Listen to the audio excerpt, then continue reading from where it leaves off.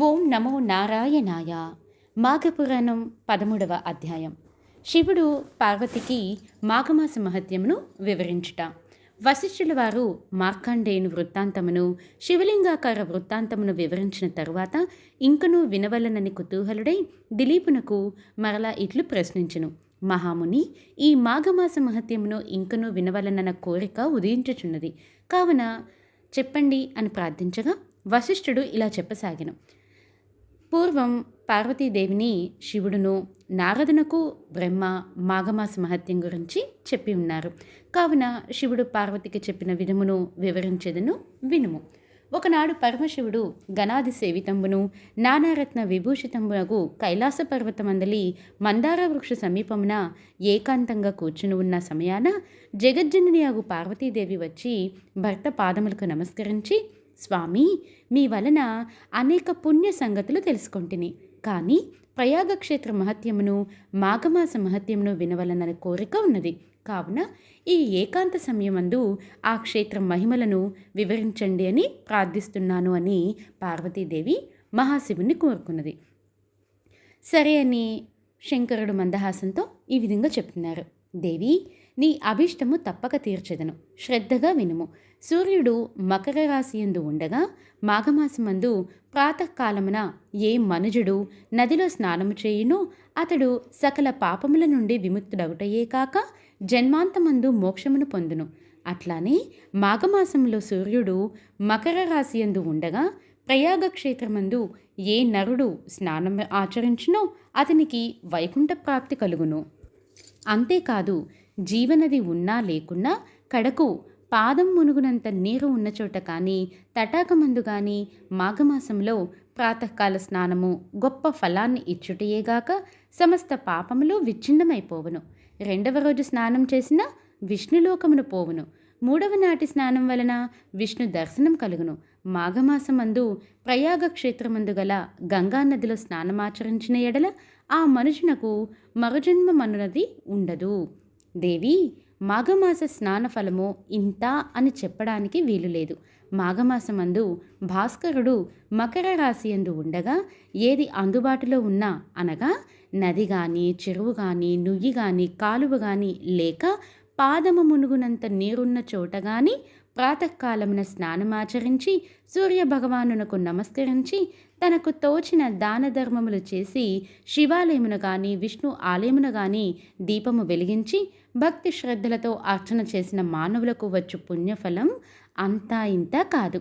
ఏ మానవునికైనను తన శరీరంలో శక్తి లేక నడవలేనటువంటి వాడు గోపుపాదం మునుగునంత నీరున్న ఏ సెలయేటి ఎందైనను కడకు బావి ఎందైనను స్నానమాచరించి శ్రీహరి దర్శనము చేసినచో అతడెట్టి కష్టములు అనుభవించుచుండను వాని కష్టములు మేఘము వల్ల విడిపోయి ముక్తుడగును.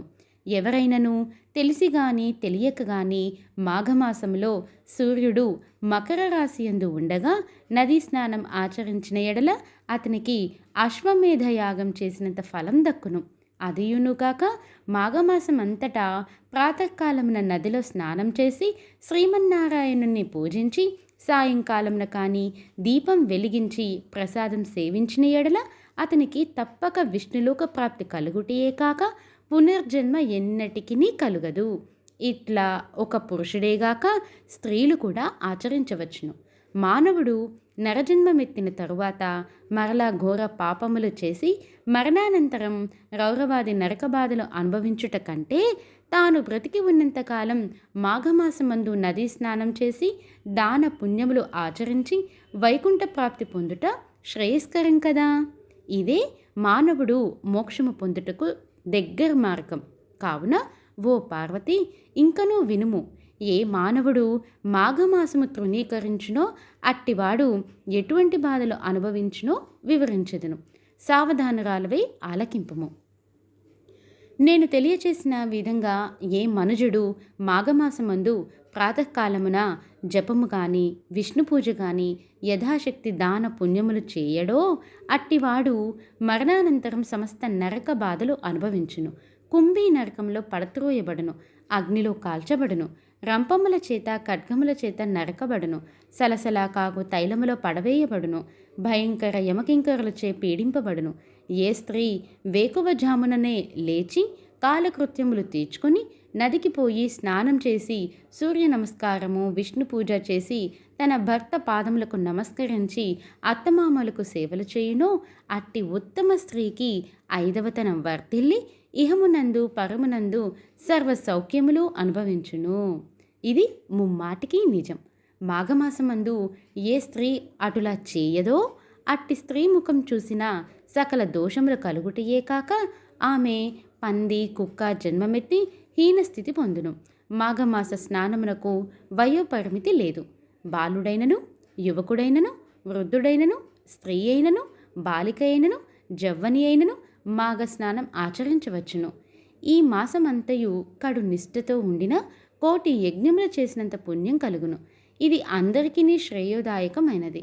పార్వతి, దుష్టులలో స్నానం చేసిన వారు, బ్రహ్మహత్యాది మహాపాపములు చేసిన వారు, సువర్ణము దొంగిలించిన వారు, గురు భార్యతో సంభోగించువారు, మద్యము తాగి పరస్త్రీలతో క్రీడించువారు, జీవహింసలు చేయువారు, మాఘమాసంలో నది స్నానం చేసి విష్ణువును పూజించిన ఎడల అట్టి వారి సమస్త పాపములు నశించుటయేగాక జన్మాంతరమున వైకుంఠ ప్రాప్తి కలుగును.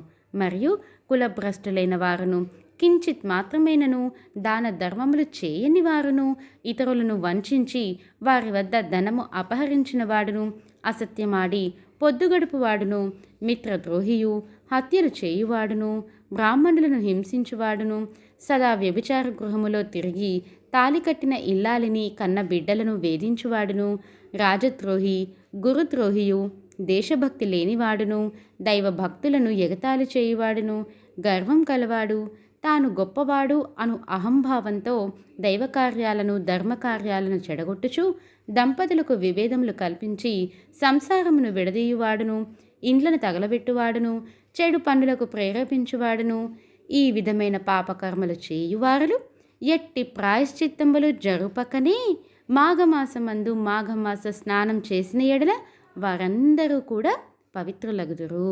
దేవి, ఇంకను దాని మహత్యమును వివరించెదను, వినుము. తెలిసియుండియు పాపములు చేయువాడును, క్రూర కర్మలు ఆచరించువాడును, సిగ్గు విడిచి తిరుగువాడును, బ్రాహ్మణ దూషకుడు మొదలగు వారు మాఘమాసములో ఉదయమే నదికి వెళ్ళి స్నానము చేసిన ఎడల వారికున్న పాపములన్నీ నాశనమగును. మాఘమాస స్నానమును ప్రాతకాలముననే చేయవలెను. అలాగున చేసినచో సత్ఫలితం కలుగును. ఏ మానవుడు భక్తి శ్రద్ధలతో మాఘమాసం మొదటి నుండి ఆఖరి పర్యంతం స్నానం చేసేదనని సంకల్పించునో అటువంటి మానవులకున్న పాపములు తొలగిపోయి ఎటువంటి దోషములు లేక పరిశుద్ధుడగును. అతడు పరమపదము చేరడానికి అర్హుడగును. శాంభవి, 12 మాసములలో మాఘమాసం మిక్కిలి ప్రశస్తమైనది. సకల దేవతలలో శ్రీమన్నారాయణుడు ముఖ్యుడు. అన్ని శాస్త్రములలో వేదము ప్రధానమైనది. అన్ని జాతులలో బ్రాహ్మణుడు అధికుడు. అన్ని పర్వతాలలో మేరు పర్వతం గొప్పది. అటులనే అన్ని మాసములలో మాఘమాసం శ్రేష్టమైనదగుటచే ఆ మాసమునందు ఆచరించే ఏ స్వల్ప కార్యమైనను గొప్ప ఫలితాన్ని కలుగుచేయును. చలిగా ఉన్నదని స్నానం చేయని మనుష్యుడు తనకు లభించబోవు పుణ్యఫలం కాలితో తన్నుకున్నట్లే అగును. వృద్ధులు, జబ్బుగా ఉన్నవారు చలిలో చన్నీళ్లు స్నానం చేయలేరు. కావున అట్టి వారికి ఎండుకట్టెలు తెచ్చి అగ్ని రాజేసి వారిని చలి కాగనిచ్చిన తరువాత స్నానం చేయించిన ఎడల ఆ స్నానఫలం పొందగలరు. అదీనుగాక చలి కాగిన వారు స్నానం చేసి శ్రీహరిని దర్శించిన పిదప అగ్నిదేవునికి సూర్యభగవానునికి నమస్కరించి నైవేద్యం పెట్టవలను. మాఘమాసంలో శుచి అయి ఒక బీద బ్రాహ్మణుడికి వస్త్రదానము చేసిన ఎడల మంచి ఫలితం కలుగును. ఈ విధంగా ఆచరించిన వారిని చూసి ఏ మనుజుడైనను అపహాస్యంగా చూసినను లేక అడ్డు తగిలినను మహాపాపములు సంప్రాప్తించును.